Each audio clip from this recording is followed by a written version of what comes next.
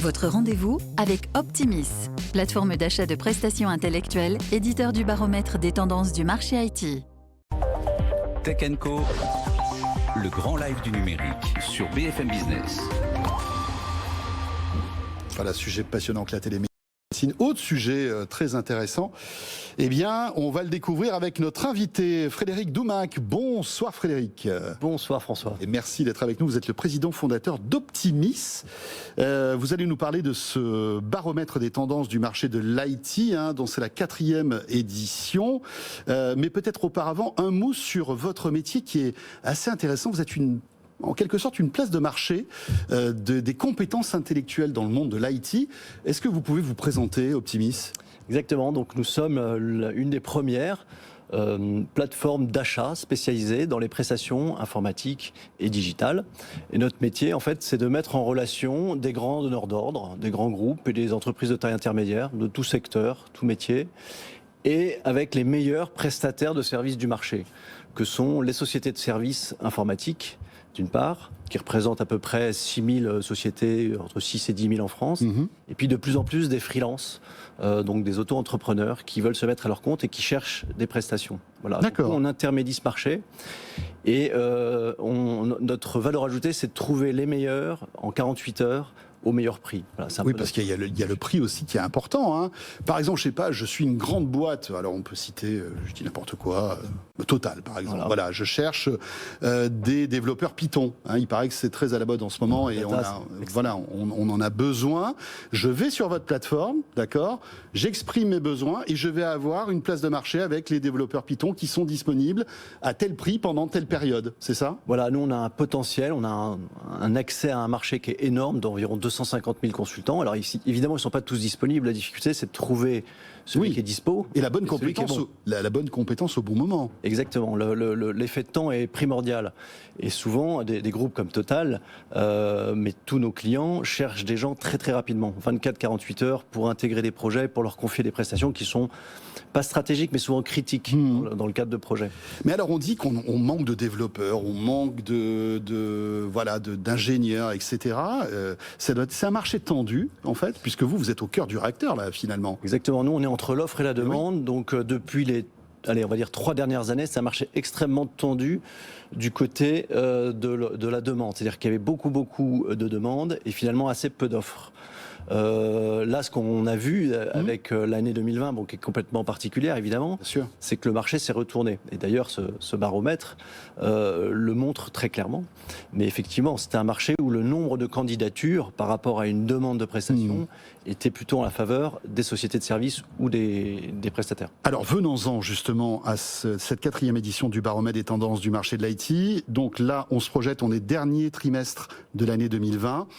On sort d'une année incroyable. J'imagine que vous avez été impacté en plein confinement. Est-ce que vous aviez encore des grosses boîtes comme ça qui demandaient des talents et de la main-d'œuvre ? Alors on a été ultra impacté parce que nos clients c'était des grandes sociétés, beaucoup dans le secteur de la banque, de l'assurance, mais pas que, du service, de l'hôtellerie. Et donc en fait, l'impact il a été foudroyant sur le plan de la demande. C'est-à-dire que pratiquement du jour au lendemain, tout s'est arrêté. C'est-à-dire que la demande, elle est passée d'un niveau 100 à un niveau 80, enfin un niveau 20, pardon. Donc on a perdu à peu près 80% du volume de demande. Alors la bonne nouvelle quand même, c'est que les prestations, les missions qui étaient en cours, se sont quasiment toutes poursuivies, sauf dans certains secteurs. Je pense à des groupes d'hôtellerie qui, là, ont suspendu quasiment instantanément, mais ça représentait pour notre marché à peu près moins de 10%. Donc l'impact chiffre d'affaires, il a été moindre. Par contre, l'impact volume demande, il a été phénoménal. D'accord. Ça doit être intéressant, vous devez avoir une espèce de climat en temps réel des différentes catégories professionnelles qui fonctionnent ou qui ne fonctionnent pas, non, finalement. Vous parliez des hôteliers, en ce moment, on sait que l'hôtellerie, la restauration, c'est compliqué, le divertissement, vous devez voir quasi en temps réel les secteurs qui se portent bien et ceux qui ne se portent pas bien, non ? Exactement. Et donc, c'est pour ça qu'on a décidé de publier, de fabriquer ce baromètre, parce qu'on est vraiment entre l'offre et la demande, à la fois pour aiguiller le marché du côté de la demande, les grands donneurs d'ordre, y compris sur les tarifs, mais aussi les prestataires, pour savoir si il ne faut pas qu'ils réorientent leurs compétences vers tel ou tel métier ou telle et telle spécialité qui sont plus demandées par les donneurs d'ordre. Qu'est-ce qu'on peut retenir aussi de ce 4e baromètre des tendances du marché de l'IT ? Alors ce qu'on retient, c'est quand même de l'optimisme. C'est-à-dire que le dernier trimestre a été une reprise. C'est-à-dire que T2, T3, ça a été vraiment l'effondrement de la demande. Logique. Voilà, T4, on a... À la rentrée, c'est reparti. Ouais, la rentrée, c'est reparti. Le deuxième confinement a finalement été soft. Beaucoup plus soft. Je pense que les grands donneurs d'ordre ont compris qu'il fallait pas arrêter tous les projets et qu'il fallait justement continuer à investir dans la transfo digitale. Et d'ailleurs, dans notre tendance, on voit clairement que les besoins, ils ont quand même un peu switché vers des spécialités et des métiers plus vers l'infrastructure, le cloud, que de l'étude et développement, même si les études et le développement constituent quand même la majorité des demandes. Et puis aussi vers des nouveaux métiers comme la data, voilà, qui parlait du développeur Python. Le développeur Python, le prix du développeur Python a pas du tout chuté.